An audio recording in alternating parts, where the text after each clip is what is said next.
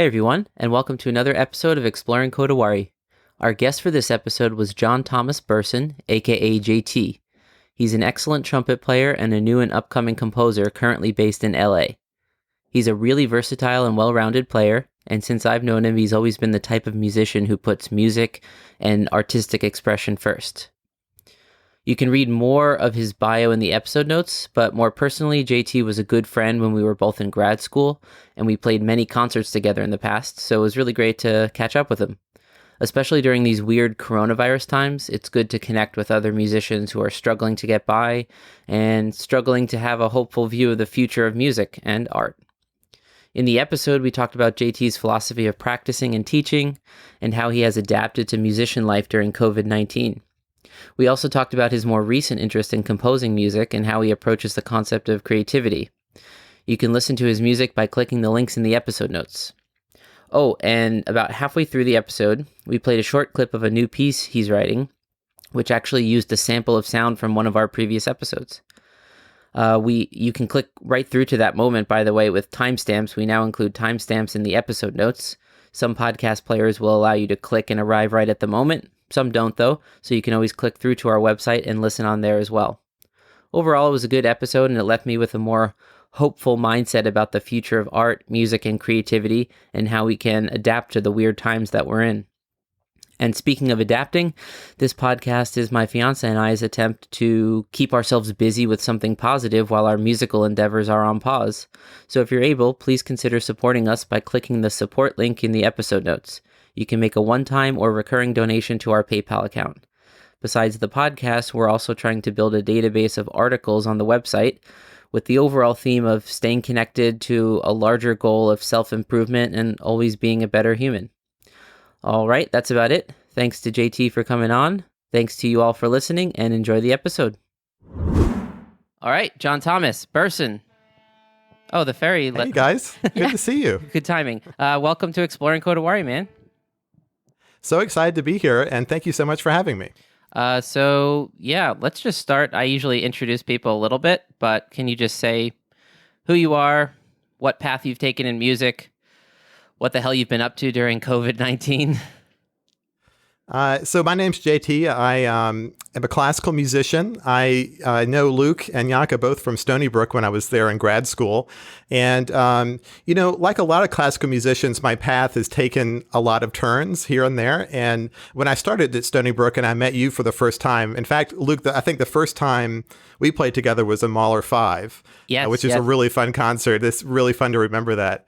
Yanka, were you there at that point? Was that a year after that? I've been there since. That was the beginning, budding romance of me and Yanka, too. I would say so, We were always darting eyes across the orchestra. That's amazing. No, I remember that concert. And, at that time in my music, journey, I was really thinking that I wanted to play in an orchestra full time. That's kind of the motivation that I had for most of my school time and most of the paths that I was taking, going to festivals and things like that. It was kind of motivated by wanting to win an audition in an orchestra. Right. And kind of during my time at Stony Brook, I think what makes Stony Brook great as a grad school is that, people are doing lots of different things. And it was a really good chance to see what I could do in music that maybe I hadn't thought of. And since then, I think I've taken a lot of routes in my career because of that. And the biggest part of it's composition. I've gotten way more into composition in the last, 4 or 5 years, and especially in the last year, big time.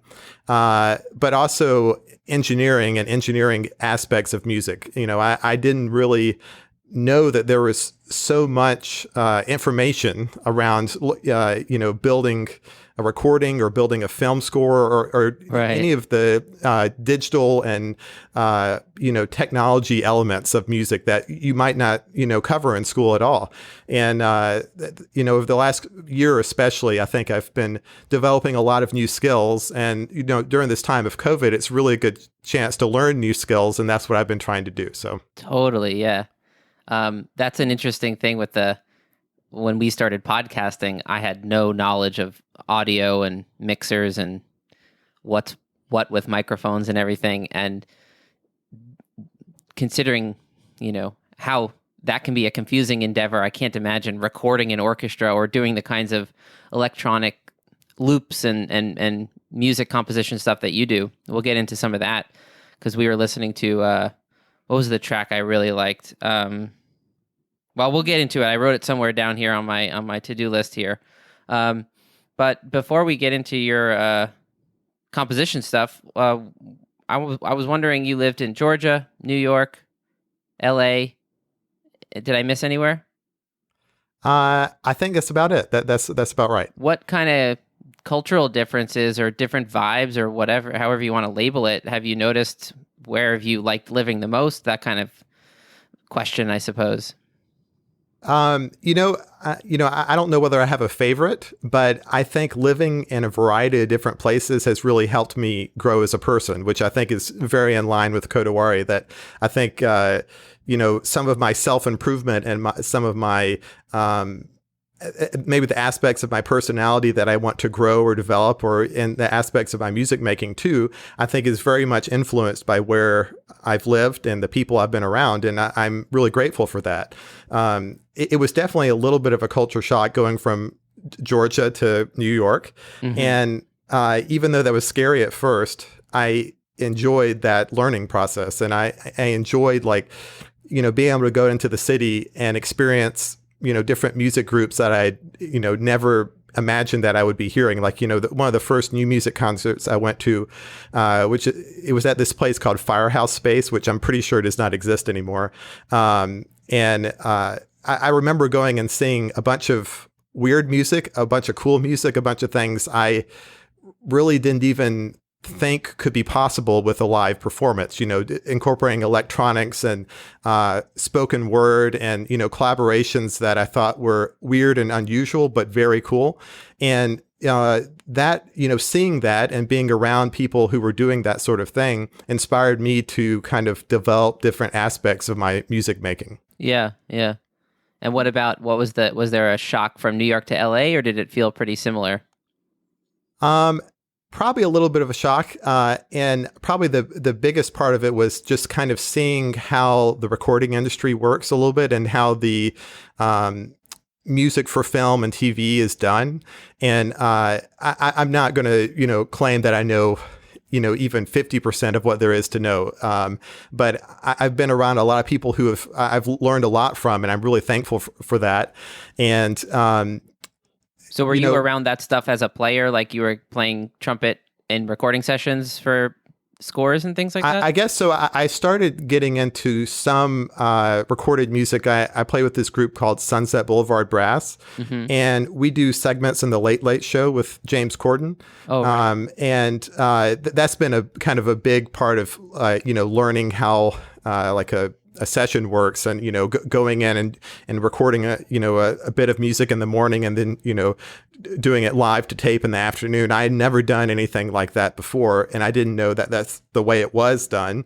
Mm-hmm. And then also things like doing sidelining for commercials, like I did a Dos Equis commercial early on, and things like that. I just never expected to be doing that sort of thing. But slowly I realized that there's so many careers and so many different jobs around this industry. And right. Since then, I've been nothing but interested in learning new skills to kind of enhance the career I already have. I want to learn as many skills as I can so I can work with as many great people as I can. And that's, kind of during this period where there's not a lot happening. This is a good chance for me to kind of play catch up a little bit. I'm learning a lot of audio programs that I hadn't learned in school, right. And really very few of the technology aspects I had learned in school at all. So it kind of coming at it from a standpoint of being a classical musician and practicing, 7 hours a day, but not really thinking about how this translates into, the digital form that, we all exist in now, and in some form or another. I hadn't really thought about the skills beyond playing my instrument as much. And right. That's kind of where my journey is going right now. Exactly. Yeah, so you're pretty adaptable. I think that's just part of your personality. I think some people who were, let's say, just strictly on the orchestral path when COVID hit, and then they're like, like no auditions to take, no like freelance gigs to be found, no concerts mostly at all, right? There are some Right. online opportunities, but although I appreciate them, they're mostly pretty lame, like besides like the solo, being able to play solo stuff, it's really hard to collaborate online and have it not sound lame, It really is. It really is. Which says something about our jobs in terms of, it's a good thing, that you like for teaching online, let's say at a university, it translates for a lot of different fields, not as good, of course, but for music, it's next to useless sometimes. Like to do a private lesson at an advanced level through Zoom, you can chat and hear some things, but mostly it's just nowhere close to the in-person stuff. Yeah. Absolutely. Yeah, I couldn't agree more. And, trumpet, I think, is one of the few instruments that you can really imitate the human voice. And, a lot of trumpet players talk about that, the best trumpet players use the human voice, or great violinists too, as an example for kind of their sound concept. And not being able to hear a real trumpet sound, you're hearing it digitized and, delayed through Zoom or wherever else. It's a really hard form to improve in, all the subtlety is gone. Yeah. Not all of it. Exactly. A large, of it. most of it. Yeah. Yeah. I mean, Yanka's been teaching a lot through Zoom. I'm teaching some through Zoom. Like I would say half my students disappeared into the COVID, COVID ether, void. the void of COVID. Same here. Yes. Maybe they'll come back. I don't know. I don't know if we told you she got into New World Symphony, so we'll be moving to Miami at some point. Yeah. Speaking Wow, of congratulations, Yanka. path, That's super exciting. Thanks. That's amazing. but now New World's trying to figure out how to do this first semester online and yeah. it's kind of like, how do you do an orchestral academy online? Yeah. No idea. Right. So we'll be, it'll be find interesting out. to see how they work that out. But it's definitely weird times, but it's definitely inspiring to you can either take the path of like, let me adapt and just learn new skills and catch up on things that I never would have had time for. Start podcasts like this one that I never would have done if I did, but for the fact that I have all this time, right? Absolutely. So it can be good if you do it that way. Certainly my practicing. How about you? As you're practicing, are you like, below where you were, hovering the same, or? It kind of depends. I try, actually, this kind of goes back to before the virus. I write a lot of notes and reminders to myself around my apartment, and a lot of them are kind of mantras that I think of or meditate on. And one was, never pick up your horn without a purpose. And I realized that, preparing for orchestral auditions, that I got far too much of the mind of accurate, perfect, So true. Play in a box so I can win this thing. That's kind of the mindset I was thinking. And, I think, I did become a better trumpet player from that, but I don't think I became a better artist from that. And so I started to revamp my practice probably January of last year. I kind of started revamping my practice a lot by my warm-ups, I did pull out, the stamp book, which for non-trumpet players is kind of like your stereotypical method book for warm-ups and things on the trumpet. And I kind of ditched that approach a little bit and said, okay, the first notes out of my trumpet every day are going to be, improvisation or something that I want to play, but I'm going to practice it at 50% tempo to warm up and things like that. And that kind of changed my approach to the trumpet. So during this time of isolation where we aren't doing concerts or performances, anytime I do pick up my trumpet, I try to, put myself in the mindset that this does mean something. I'm not preparing for a concert that might not happen. This is for right now. So maybe that means, opening up my window so I can, play for the neighbors a little bit, or maybe that means, I do a collaboration with somebody, or maybe I just say, I'm going to improve this one thing about my playing today and be okay with that. And not kind of go around these different paths and, chasing my tail, getting nowhere. I want to, always have purpose behind what I'm playing. The whole, if you could at the end of a practice day say, I got better at this one thing, like that's a celebration. Because often at the end of a practice day, I'm like, I think I got worse. Like I just feel tension in my body. I'm more frustrated with the instrument, and things are less flow and good vibes and more just stuckness, you know? Yeah. Right. So I've definitely shifted from when I was in grad school, let's say. I used to never skip a day of practicing. Like I thought that would just ruin me if I skipped a day of practicing, or if I like didn't warm up by 10 a.m. or, you know, these kinds of rules about like the technical way of thinking.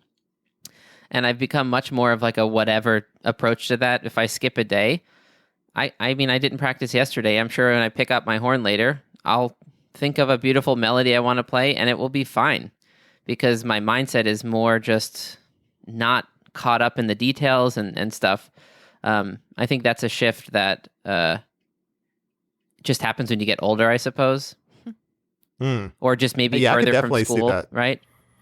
Absolutely, yeah. And I think this is not a reflection on any particular school at all or any teachers at all, but it's just that when you're in school, I think it's really hard to see what you can do with your skills, and that, acknowledging that we all have lots of different skills. And Luke, I remember taking a little lesson from you on Baroque trumpet, and I completely felt In the out of my oatmeal room? comfort zone. Yes, in the oatmeal room. I remember that, yeah. But That was, folks it's at like, home, that's a room at our university that, would you say that's like asbestos or whatever was covering the ceiling? It was just like sound absorbing it weird kinda looked like material. that. It looked like the walls and the ceiling were covered in oatmeal, so it became known as the oatmeal room. Anyways, go on. right. No, I just think, in school, we don't do enough of just exploring different paths and seeing where they lead, and not necessarily caring whether they're going anywhere right now. Because I thought, maybe learning a little bit of Baroque trumpet would, that could become part of my, recital, or I could do something with this. And then I acknowledged that maybe, I have other skills that are better suited for what I want to do. Maybe that's not me, and being okay with that. Or the same thing with orchestral stuff. It's that, I do love playing an orchestra, and I do love, playing with great orchestral musicians. But at the same time, I kind of love playing in a big band. I kind of love making my own music. I love, playing trumpet duets. So it doesn't really bother me that the skills that I'm quote unquote trained for aren't the skills that I'm using 24/7. Right. Yeah. Yeah. It's weird. I think within the orchestral world, you got like a selection pressure of it's selected for people who had more of the technical mindset and have more of that boxed in like perfection, which is impressive. It doesn't mean they can't be artistic or any of that stuff, but I think personalities like ours tend to want to get more varied experience, put our tendrils out there and feel around for new cool things, always challenge yourself. So if you're in an orchestra career for 30 years, you start to get the same things come up over and over. And yes, it's challenging, but it's not like novelty level challenging, right? Yeah. Also, Right. even the right. preparation, like all those excerpts and everything, like trying to box yourself in, as you said, I don't know, it just starts to backlash on me. Like the more I try to aim for perfection, it just starts to sound less and less, like more and more calculated. And then it just like takes away the meaning. There's no music anymore. I can't really hear anything else that's going on in that piece. Like, the orchestra, any other instruments, I just like hear my notes, like it's just takes away from the inspiration so much, I think. There's a weird balance though. I was talking to my friend, we were texting about Bach, and I think I sent a movement of the Bach Collegium Japan recording of Cantata 172, I think, and then he was like, "Oh, that's really great," and I was like, "Yeah, except when I played it once, like the timpani player was blah blah blah, like just not really doing their job, let's say, or whatever." And he made a comment something like, but even mediocre playing in Bach is still like transcendent, something to that effect. And it made me think, like, if that's true or not, like what's the relationship between the sort of skill or professionalism versus the art, and like where is that fine line? Because what we're saying now is that if you maximize perfection of the technique, you sort of lose some of the art. And so, but at the same time, if you have zero technique, then what is that, right? Like, so if there's no sense of standard or, high level playing when I'm listening to Bach, I also sort of I forget about the art. I forget about the music or the religious type of experience. And I'm more like, oh, it's out of tune. Oh, they're not together. Oh, the sopranos suck or whatever. Right. So there's some kind of balance. I still haven't quite figured out exactly what that is. But I think what we're all agreeing on is that from the performer's perspective, thinking about aiming at the perfect technique doesn't get you to a good place. Mentally, for sure, doesn't, I think. It takes some of the fun out of it, I think. It takes some of the enjoyment of the audience, because although they might enjoy seeing the spectacle of like a show-off perfect technique, like a showpiece, I think that's not the deepest reasons that move people in music or that got us to want to pursue music in the first place. How long were you pursuing music? Was that from childhood or was that like a later in life decision? It was pretty early on. The first person who, a couple people really. The first person who inspired me to pick up an instrument was my elementary school music teacher. David Boggs was his name, and I still need to catch up with him after all these years. So I remember him. He had come into school, and there really wasn't much of a music class before that, and he came in and just brought a bunch of xylophones and keyboards and just let us play them, not much of a, structure to it at all. And I wanted to take piano lessons after that because of that.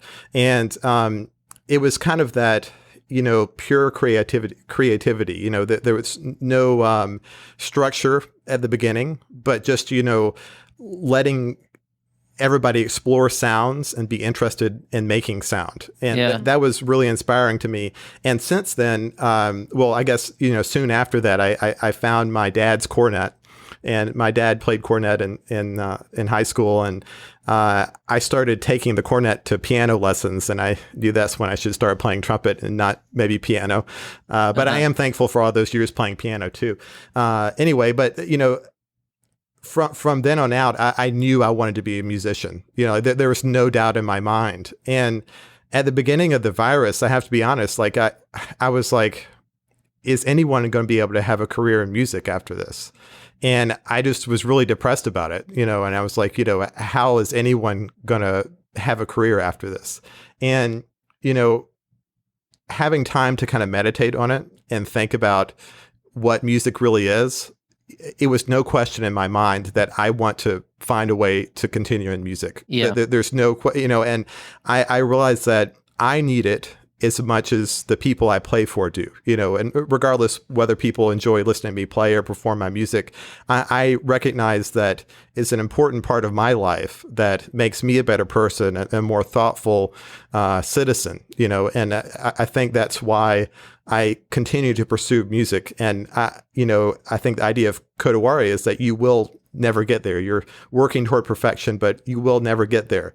And for me, it's just like music, it's not work, even though you get paid for it sometimes, it's not work to me at all. Even the, non-creative aspects of it, whether it's, like looking at a film score and, blocking off different sections of it to do licensing of it, like that might kind of seem tedious to a lot of people, but it's actually part of enabling somebody else's creativity in music.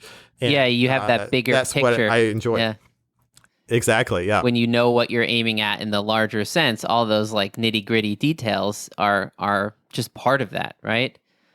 I forget the quote Absolutely. I heard just the other day on a podcast. It was something like, it was the Jana Levin. She's an astrophysicist, and her quote was something like, life is not a path filled with struggles. It is the struggle. Oh, yeah. Like something like that. She said it more poetically, but it's sort of like when I'm in a moment like that, practicing a really hard piece, I'll feel the frustration. Like, can I just be done with the hard work part and know the piece? And then I'll remember, no, this is the path, is the struggle of learning a piece and the growth that happens by doing that, right? You said in the very beginning that you like to challenge yourself by moving to new locations or trying new experiences, learning how to use new electronic music stuff or whatever the thing is, learning a new language.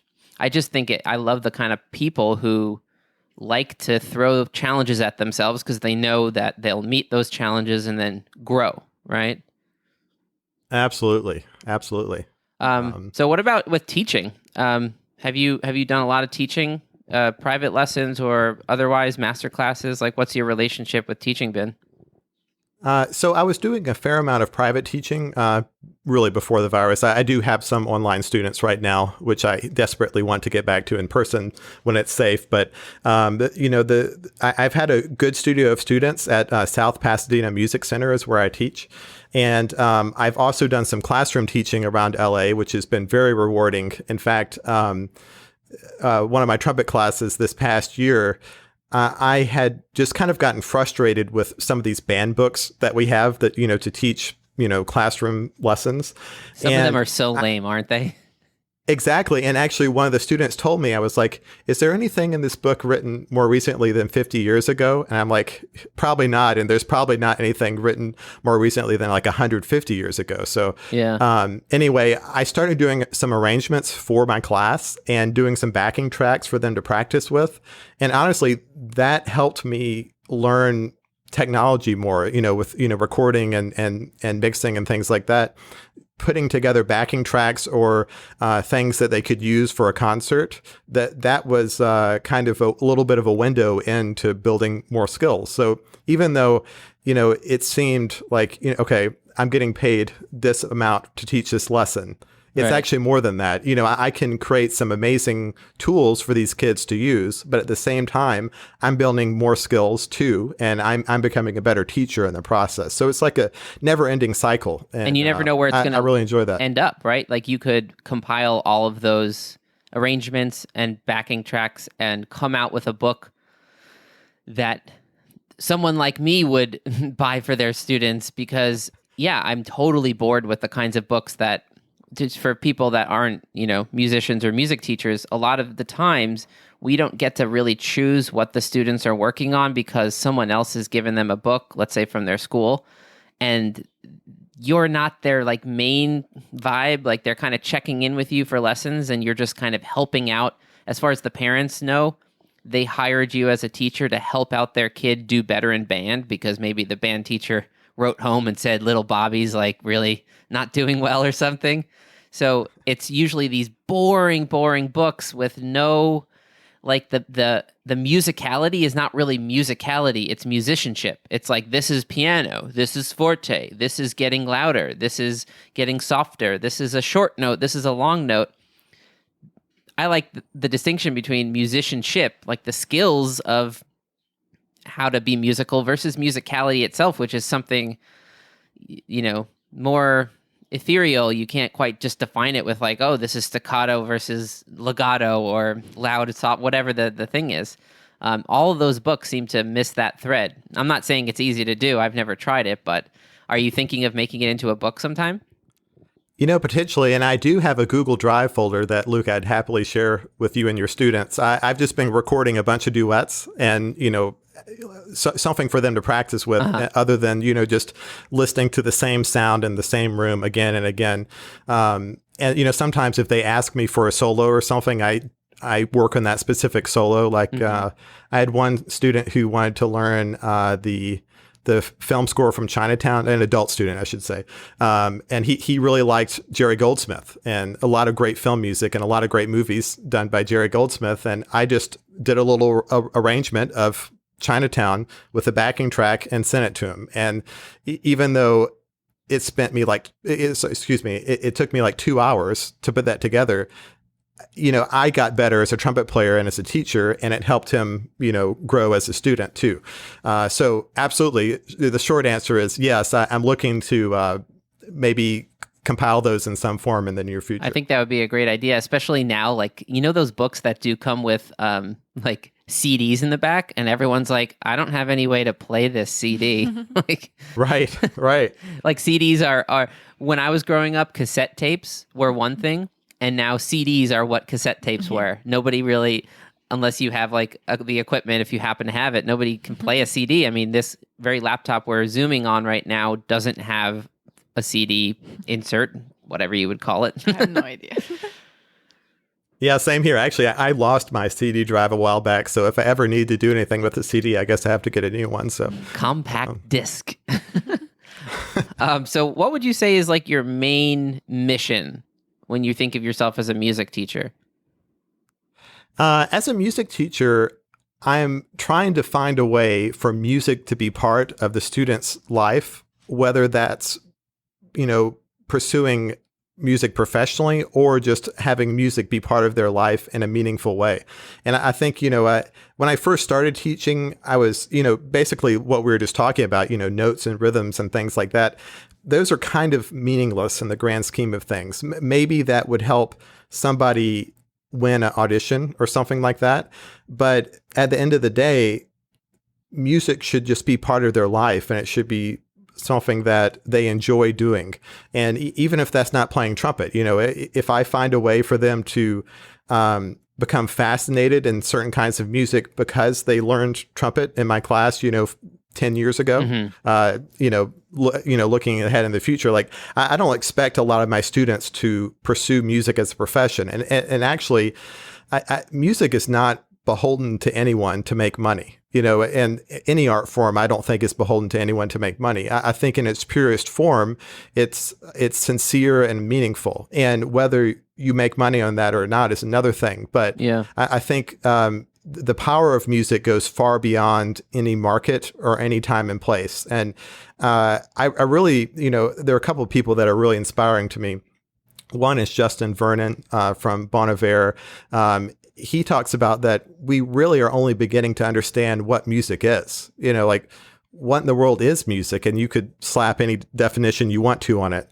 But I think the healing power of it, the emotional connection of it, the power for it to, bridge divides, historically, that has been shown to be extremely powerful in the world of music. And I think we're only beginning to understand what that means, like 500 years from now. Who knows? The paths that we could take, and so I think at the end of the day, when I teach, I'm just trying to inspire that person to have a fascination in music. And if I can give them some skills to let them go on their own journey with it, then that's successful in my mind. Yeah. I think people often don't, they just have to tune into the right frequency, metaphoric frequency, to realize how meaningful music is. And sometimes as a musician, I'm not even tuned into that frequency. And, I'm on a walk and Brahms' Violin Concerto will come on and I'm like, whatever. And I hit skip or something. And then like last night, I went out at dusk and it's like the stars are coming out. I see Jupiter and Saturn and the Brahms Violin Concerto is playing in my headphones. And it just like struck me, and I'm like, this is like a deep, deep story. I can't quite articulate in words what it's about, but it makes sense, And I think that the fact that I'm a trained musician and I can have the experience of the music feeling meaningless in a moment, and then in another moment when I'm, I don't know, more mindful or just ready to hear it, it just strikes me. I think you just need to figure out as an educator how to get people to have those moments, right? Absolutely. Absolutely. And, a lot of times when I do classroom teaching, I just start off the day with playing something I like to listen to as they come in, and sit down and unpack and everything. And I know a lot of them are totally disinterested in what they're hearing. Mm-hmm. And then other days it's the complete opposite, right? But, I'm just trying to at least put a vision there for them to see later on, to say, I kind of remember that music, from Mr. B's class way back, and that's really all you can do, I think, as a teacher is to inspire in the moment and hope that they will remember that. That is definitely true for me. And actually, Luke and I have a teacher that we both worked with, Kevin Kopp, really amazing trumpet player in the American Brass Quintet. And he was encouraging to me in Stony Brook about pursuing different things that I really kind of almost dismissed at the beginning, And I remember one of the first formal compositions, loosely speaking, that I did was when I was at Stony Brook with Kevin, and I put together this piece, kind of a meditation on Robert Frost, and I gave a TED talk on it when they had a TEDx event at Stony Brook. But I remember when I was getting ready for that with Kevin, he was very encouraging, saying, "This is what you should do. You have a talent for this." Mm-hmm. And at the time, it didn't matter whether I was any good. At the time, he inspired me. And now, 5 years later, I can look back and say, hey, that kind of started the ball rolling on something that I didn't think was possible. And so I try to think, into the future with the students I teach that, even though it only seems like you're doing something now in the moment, it is going to lead to something amazing down the road, I hope. Yeah. Mm-hmm. That's a big part of teaching. I think Kevin is really great at spotting your potential and then kind of helping you get the kindling going in that area. Because a lot of times if you feel like you have a slight interest towards something, the internal voice that says like, oh, that's just a stupid idea, don't do that, you'll look stupid, the inner critic. Right. And you need somebody else's encouragement to not listen to that voice, because it is good to listen to that voice sometimes. I guess so. But yeah, definitely. Not all the time, but sometimes you might have a stupid idea. You never know. But yeah, he was the same way with me and Baroque stuff. Like whenever I would talk about it, he's like, oh, your eyes light up whenever you're talking about Baroque music. And whenever you're preparing for an orchestral audition of some kind, you're much less lit up, right? And I was like, okay, so yeah, I probably secretly hate that. I just happened to watch on YouTube yesterday. I was sending a student a video I made for teaching, and I saw an old audition tape that I uploaded to YouTube on like an unlisted thing of, I don't even remember what it was for. And just the way I walked onto the camera and just introduced myself, and my posture was all closed and my voice was all depressed sounding.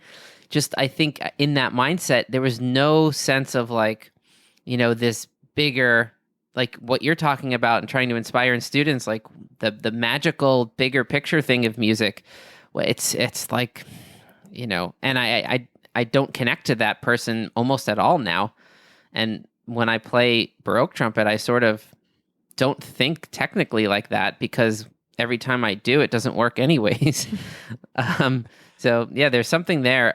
And I would agree with you that lighting the spark inside your students is the best thing you can do, because then they'll do the rest of the work for you, Absolutely. Yeah. The sort of spark of inspiration that makes them curious, wanting to practice. They bring you things, right? Oh, I listened to this YouTube video, instead of how it normally goes where I give them a YouTube video to listen to, ask them if they listen to it, and they're like, oh, I forgot about that, Yeah. So sometimes it just takes a totally weird, different approach. Sometimes I don't even talk about music to students, and I just try to see if they'll get excited about anything, because sometimes they just don't know how to be excited, how to be passionate about something. And there's always going to be some topic that will sort of get them to perk up a little bit, and then you go with that, and you just partially it's like outside of music, you're just helping them develop their personality and to realize it's like not uncool to be smart and to go after something, Absolutely. Yes. Music or not, like you said, most of our students won't go into music. Maybe most of them shouldn't, right? Maybe we shouldn't have. So yeah, it's more of like how can the perspective of music education still affect people, even if they're in financing or whatever else, right? Absolutely. All right, so let's get to some of your compositions. Can you tell us, like, I know you obviously just said the TEDx talk, but like, was there a moment where you're like, all right, I'm going to devote more of my time towards writing music? Was it because of COVID, or was it earlier than that? Well, I will say I had the privilege of starting to work a little bit with the composer Tim Jones back in, I guess, February. And I've done some, I haven't composed with him or anything, but I've had the chance to watch him compose and work with him as an assistant. And a lot of what I'm doing right now is kind of drawing inspiration from him because I've learned a lot of things about composition by seeing him work and being his assistant. And, that was kind of a start of like a lot of the music technology things that I'm doing now. I did start doing more composition. I was going to perform just before COVID, one of my pieces that I actually did at Stony Brook called Time Loops. I was going to perform it in Chicago in March. And it was kind of funny how that happened because it was one of the first pieces I had put together like that, doing some looping on the trumpet and to basically solo over some textures that I had built up with the trumpet, entirely done with the acoustic sound of the trumpet, no other processing or anything like that, just, looping and then soloing. And I had let that piece just kind of exist online. And Fulcrum Point, Stephen Burns reached out to me and offered to have me play this in Chicago. And I was like, I don't think I'm really a composer. And I took a step back and I was like, but you are. You made some music that hadn't existed before. Yeah. That's so that inner critic thing, right? Exactly, yeah. And it was one of the first times that I thought of myself as a composer. And it's still weird to me. Like I changed my email byline, trumpeter, composer. And I'm like, it still doesn't feel, it doesn't sit quite right with me. But you changed it, then really you're like, maybe I should change it right back.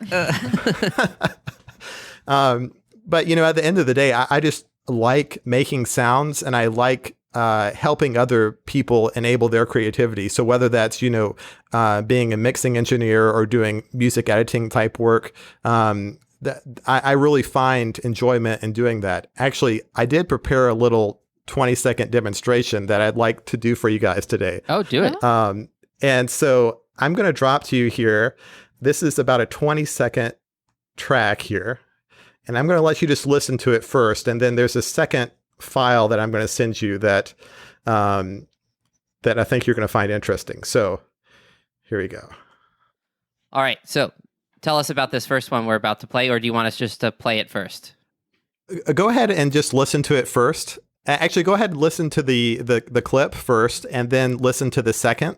And then I think you will quickly see where we're going with this. Okay.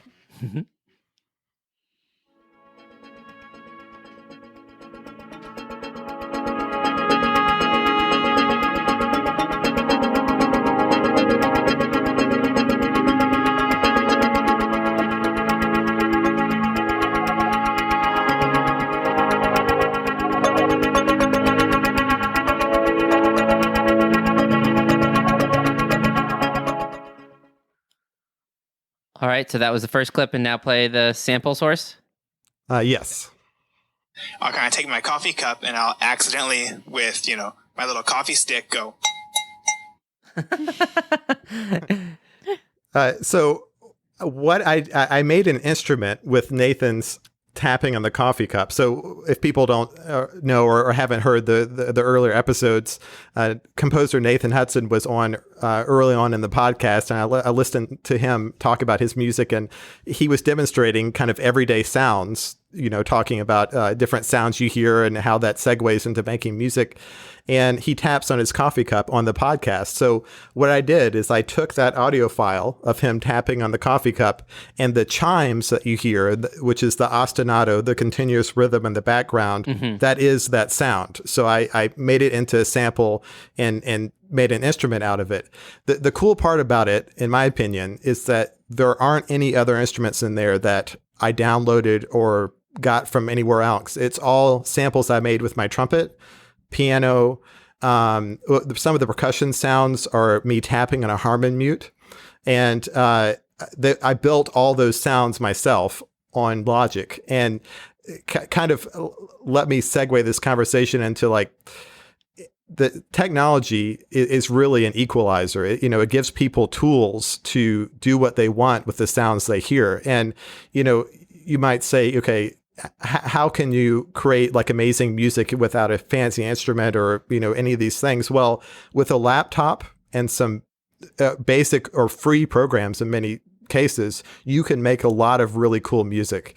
And so I've kind of gone down the rabbit hole a little bit, exploring samples and exploring different sounds.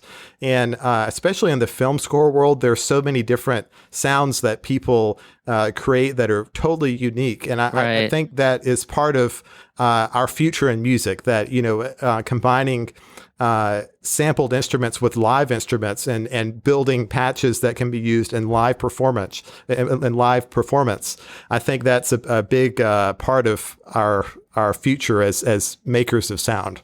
I'm going to play the other, the first clip one more time. So you said you have trumpet, piano, and some percussion stuff with your metal mutes at home. And then you used this. I think the sound Nathan made in that episode was just him hitting a wooden spoon on his coffee cup, right?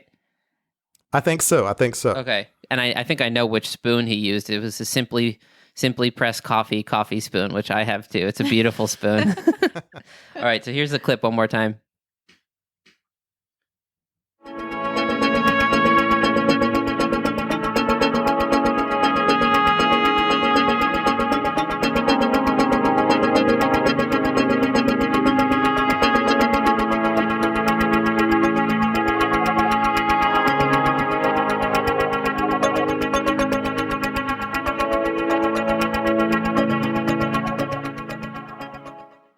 That's cool. Really if you asked me in the beginning, on the first listen, I would not have guessed that that's Nathan Hudson using a coffee cup from our episode of Exploring Kodawari.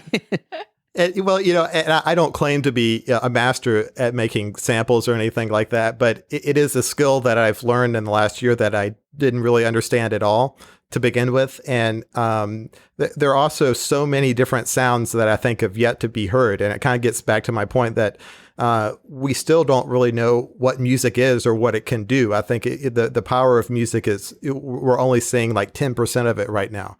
And I think especially as we are slowly able to do concerts again and do live performances again, I think, using technology as kind of a starting point for making new music is a big part of what we can do. And actually some of this is a track that I'm working on right now that I have a trombone player and a trumpet player that are working with me, and we're going to record some brass parts over this.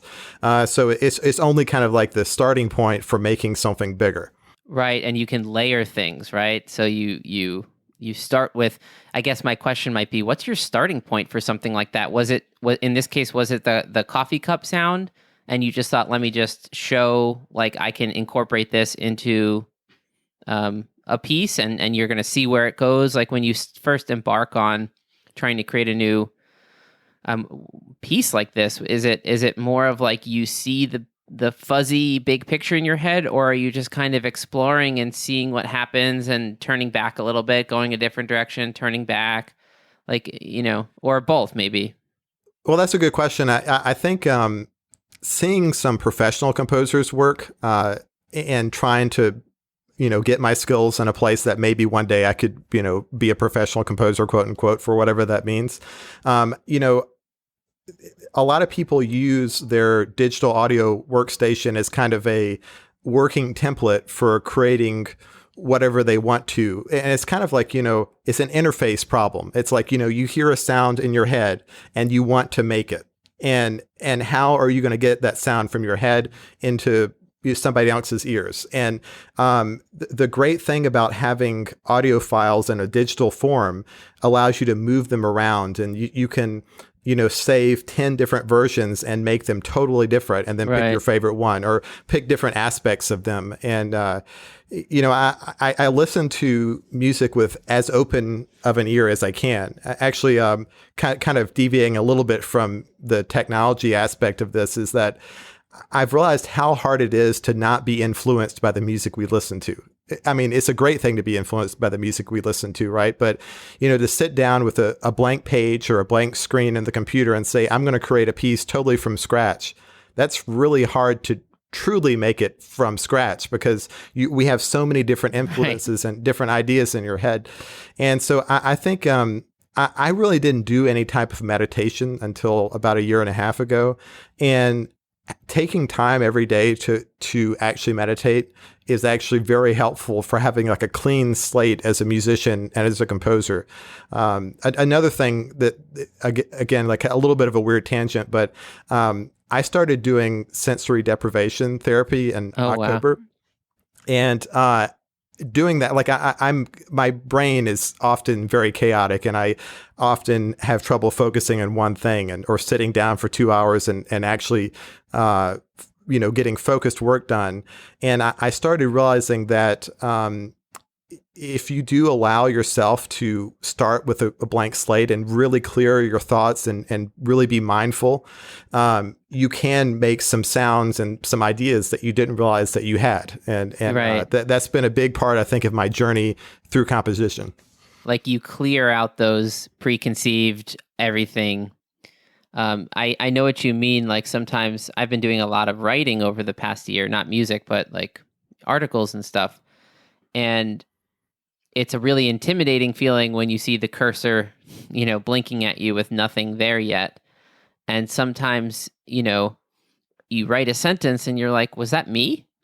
Are those my words? Are they, were they put in there from some memory I can't quite remember, and then I might even like look up a sentence phrase and be like, did somebody else say this? And I forgot who said it, but I'm just stealing their idea. It's very Right. hard to know, or maybe there is no such thing as an original idea. I mean, there's no fully original idea. We're all programmed with all the stuff from our ancestors. I mean, we're speaking English. We didn't invent that, right? Right. I stayed with Nathan down in Georgia for a week, and I started saying y'all, like we're just influenced by what's around us. I'm sure Yanka, your accent, she's very adaptable. English is newer, so I'm sure her accent would change if we move, if and when we move to a different place in the country, like you just absorb things from your environment and they become part of your process. It's funny you mentioned sensory deprivation tank. Yanka got me a session in one of those for Christmas. Yeah, I guess. And I still haven't tried it because, I was about to, and then COVID hit, and I'm like, I'm not going to get into a salty hot bath while there's a virus going around. Yeah. But I still have the gift certificate, so I'll probably go at some point. So you go on the regular to the deprivation tanks? I was before the virus, and I hadn't been, since March. And I'm actually, this time of social isolation, it is kind of easier to feel like you are away. And I feel like I can access kind of that blank slate that I can get to in the tank. But when I first started doing it, I was going about every 2 weeks. And the first couple times, it was extremely difficult to not just go around in loops, to have an idea that I just could not get out of my head. And I remember it was the third or fourth time I went, I was able to really just kind of let everything sit and actually just be still. And you arrived. Exactly. And I often would go at 6 p.m. and I would go back to my apartment and I would just write music until midnight or later. And doing that was, it was a healing experience for me, because it's like, we're often just too bombarded by our phones and things we see around us. Or if you live in a city, there's so much going on. And to really kind of look inward, at least for, a number of hours, and say, what can I do to improve myself? What can I do to kind of take a step back and see myself for what I'm doing and who I am? That I think is really healthy. And I think it's helped me work through a lot of things. Both, as a human and as a musician. So yeah, highly recommend it. I think what you're talking about getting into from the float tank, besides kind of a mindfulness type of thing, is also a flow state, right? Would you say that in those moments where you sit down to write something and it's just not working, it feels the opposite of whatever flow is? And then when you do sit down, and I have this experience, I've found personally that if I get myself up really early in the morning, and I know, we live in a small apartment, but I know she's going to sleep till 9 or 10, and I get up at like 6:30 or 7, I can get like 2 to 3 hours of writing something and write like 3,000 words. And I don't know exactly how I did it, and I lose sense of time passing. So it was 7 a.m. I make the coffee, and all of a sudden, next time I look to check the clock, it's 8:45. I'm like, oh my gosh, like where did that time go? But then I'm like, oh look, I have 2,000 words written here, and hey, I kind of like these ideas. I didn't see it going in that direction, but there it went. I had a plan to write with this, and then as you're writing, you just sort of go with the flow, right? Right. Have you ever heard of? Yeah, I love it when that happens, when you can lose track of time and then you realize how late it's gotten after. I love that. Oh, totally.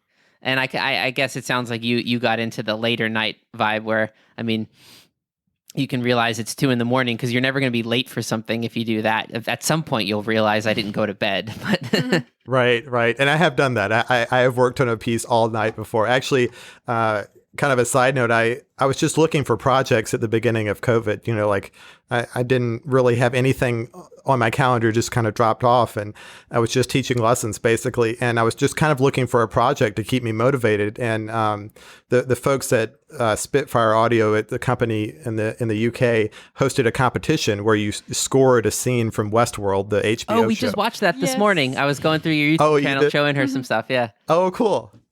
Well, cool. Well, I didn't win the competition, but that was not the point of me entering it at all. It was just that it was doing something totally out of my comfort zone that I had never done before. I mean, scoring describe the what that picture is a little is bit. very different. Explain what the competition was, or Yeah, scoring and the like, picture, and just or... roughly, like for non-musicians, what you did to make that happen. Okay, so very rarely do people experience a film or TV show where there's no music. Very rarely can you see a show where all the music's gone. And as a film composer or a TV composer, what people have to do is they have to look at a director's cut of a picture and write music to it from basically a blank slate. Of course, there might be some conversations about like, I want this type of vibe on my film score or things like that. But basically, you're starting from nothing other than what you see on the screen and what the story is. And it's much different than, being like a classical composer or, a singer-songwriter where, you have an open template to write whatever you want and you can let it go wherever it will. But with film and TV, you have to kind of write within the constraints of what you see on the screen and what the story is. And your job as a composer in that medium is to enhance that action in some way. So this competition that was hosted back in, May, I guess is when it started. It was the first chance I had to get like a 4-minute clip of very professional, cinematography and like a very expensive show, for lack of a better word, and try to write music for it. And what I did is like, I knew I probably wouldn't win because I'd never done any scoring to picture before, but I was like, let me block out any influences for the way I might want to win this thing. Like, I could watch the show and listen to the composer and try to like write in a style that they might like. But I was like, I want the experience of going from nothing and imagining that I am the composer and have to write for this scene.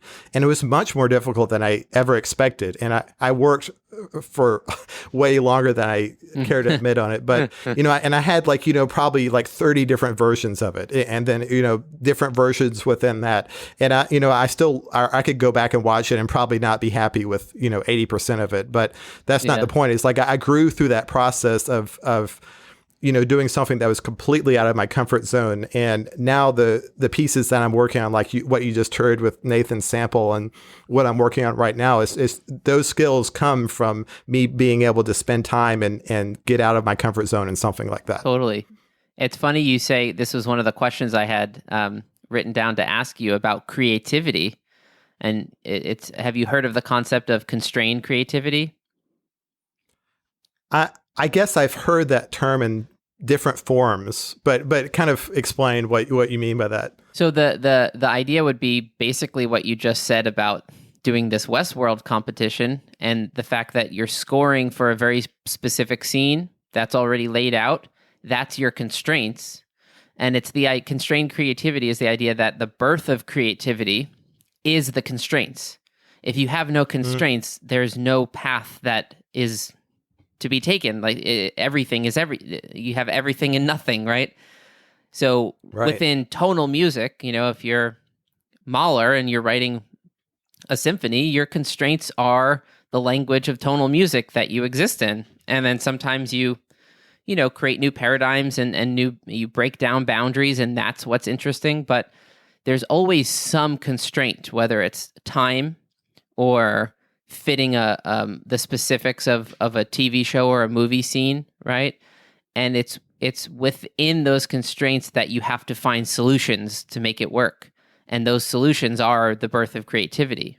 I don't know, do you see creativity that way, or? No, I think that makes total sense. And I definitely feel like that's a big part of my growth as a composer, well, even like that track we listened to earlier, is like I did want to include Nathan's sample, and that was the one instrument I wasn't going to take away. Mm-hmm. And that did force me to make some decisions. And I do feel like the great part of knowing technology is that, the first time I started composing on a computer, I just got frustrated with, the routing of it and like how to record it and things like that. But, after spending enough time with it, I would walk away from the computer and I would try to be sorting out a musical problem rather than a technology problem. Mm-hmm. And I enjoy that. I'd rather have that issue and have like that constraint of, being able to only use a certain instrument or have to, fit the length of this scene in a movie or something, that I do enjoy. I think you're right that creativity does often come from constraint. I think you're absolutely right. Yeah.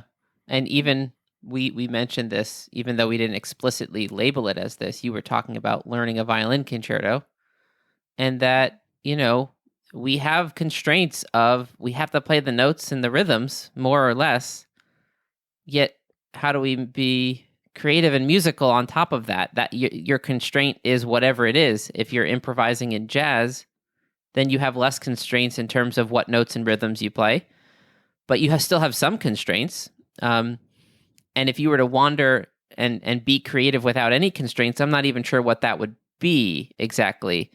Is it expressive for me to just go on stage and like scream and twist my body and, Where do you draw the line? Like right. In contemporary music, even like what is too much? When do you lose what you're targeting at, like the audience or anyone? What was the thing you mentioned the other day? Yeah. I don't know if anyone wrong is going to listen to this, so I'm a little hesitant, but there was this like tempo marking in one of the We were talking about like contemporary music and how sometimes like the ways that they try to be creative are just missing the point, let's say. I don't know what you I had a tempo marking in one of my music that was saying sluggish like wet fur, and this was a tempo marking, like this was next to the metronome marking. So sometimes in music we get tempo markings which tell you a number of how fast or slow to play, but then also an energy or some kind of direction, either in English or Italian or French or German, whatever. And this one said sluggish like wet fur, and it's like, I'm not sure what that means. There's a translation aspect to creativity and art where you also have to be understood. If no one understands you, you probably missed the mark a little bit. Certainly, if everyone understands you, you've probably missed the mark a little bit too, right? There's a weird, when you compose, do you think of your audience, or do you try to just think of, like you said when you did the competition, that thinking about what these people wanted to hear and copying the style of the HBO soundtrack and all of that, you wanted to avoid that, so you found a genuinely creative solution, not something influenced by what would make me win, or what would this person like, or what would that kind of audience like. Yeah, absolutely. I was definitely trying to come up with something original, but still kind of work within the confines of what the picture was depicting. And that's probably a better way to say that. But, like you can't just ignore what's happening on the screen. And, some of the best film music, you don't necessarily realize that it's there, right? That it's, until Right. it's gone. Like it's enhancing the scene in a way. And I think, a lot of people who are kind of movie critics or people who enjoy watching movies, sometimes they forget about how amazing the music is, because the music is amazing. Like, it is kind of infected into what the whole picture is. And we just and that's watched what Lord makes of the it great. Rings last night. Awesome. The Fellowship of the Ring, and it's been a long while since I've seen that movie. And they just really, I think, was it Howard Shore that wrote that? I think Yes. he Yes. really captured an essence to that matched up with not only the content, but just the style of how it was filmed and the big shots and all of these things. When it works, it really works, And imagine watching Lord of the Rings without the music. It would not work. Right. Like Absolutely. at all. Yeah. It wouldn't come close to Yeah. working. Did you have anything else you wanted to say about the music you've made, or the sampling or looping or anything like that? Well, I do have a new track that's coming out this Friday, which is the 31st of July. So if people are interested. So that'll be out by the time this episode comes out. So I can link that track then. If you send Awesome. it to Okay. me, I'll put Excellent. it in the episode notes. Yeah, that's the track I did with my brother.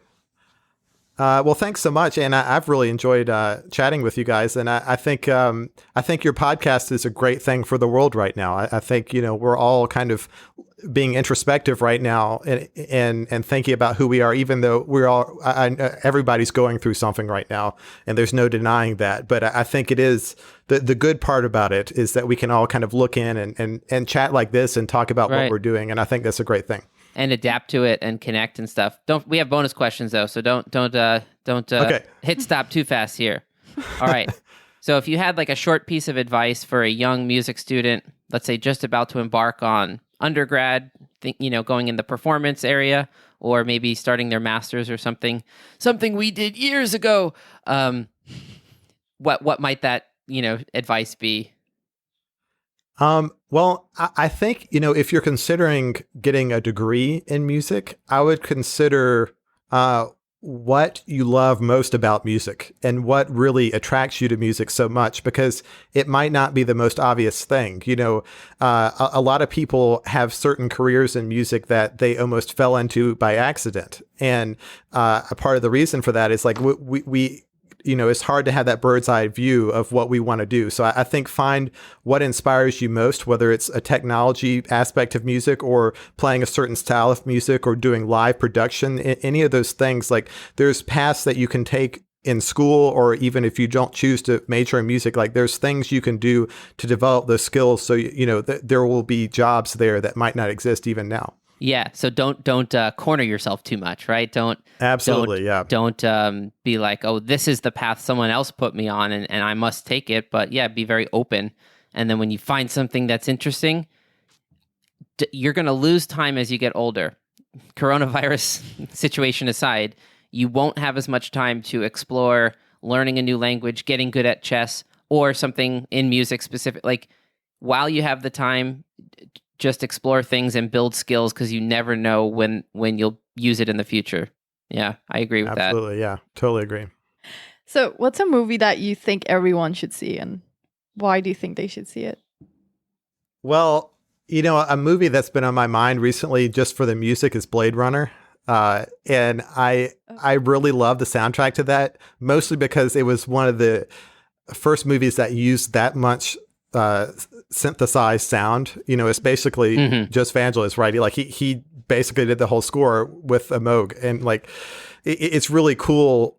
I think it might seem less interesting now seeing the music that people have done, but musically, I think everybody should see that movie just for that reason. Oh, interesting.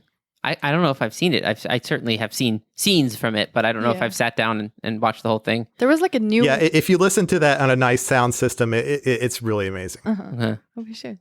Nice. I'm not super familiar with it either, but... I think I've seen it in hotel rooms, like here and there kind of vibe, Yeah, I've not really traditionally been a sci-fi movie watcher, but that movie really caught me, so... Okay, cool.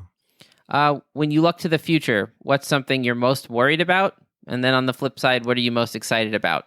You can interpret that either personally or larger scale. Well, I think in terms of musicians and artists, I think right now it's very tempting to just be depressed and to not see hope for us, being able to perform for people again. But I think it's a good time to get excited about the things we can do in the future that no one's thought of yet. And what gave me a lot of hope, it was watching a 2018 concert that Paul McCartney gave at Grand Central Station. It's on YouTube. I think it's like an hour and a half. It's amazing. The production quality is really amazing. And what made me most excited about the future by seeing that was to see how he interacts with the audience. And not to say that he's the only musician that does that, but, it gave me hope to see that right now it's impossible to interact in real life with an audience. We're doing everything through screens and headphones and things. And I think let's all collectively think as people, not just musicians, like how can we kind of form a better community after this? And how can we connect with people in different events and different art forms more after this? Let's kind of team together and think of some ideas.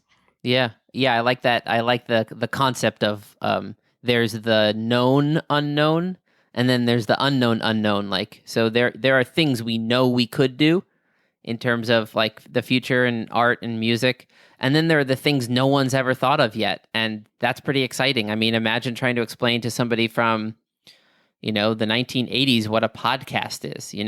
That would be an unknown, right? Right. Like, right. What's an MP3?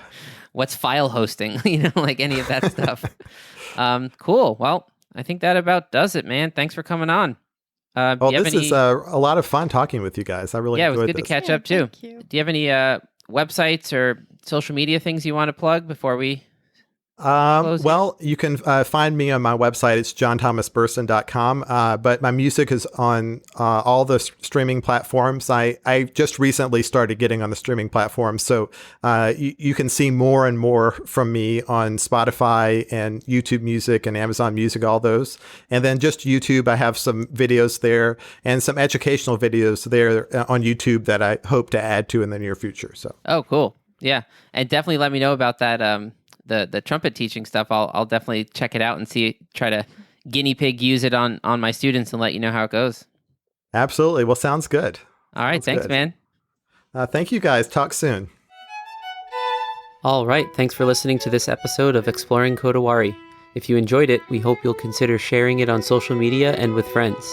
You can also help us out by leaving a rating and a review wherever you listen to podcasts. Those help us more than you would think.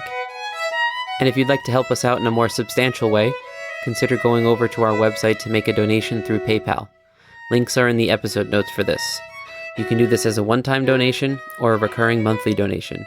All of that support will help us to set aside time in order to create content for the podcast and the blog. And finally, please get in touch with us and say hi, either on social media or privately through email. We'd love to hear from you. Thanks for listening, and see you next time.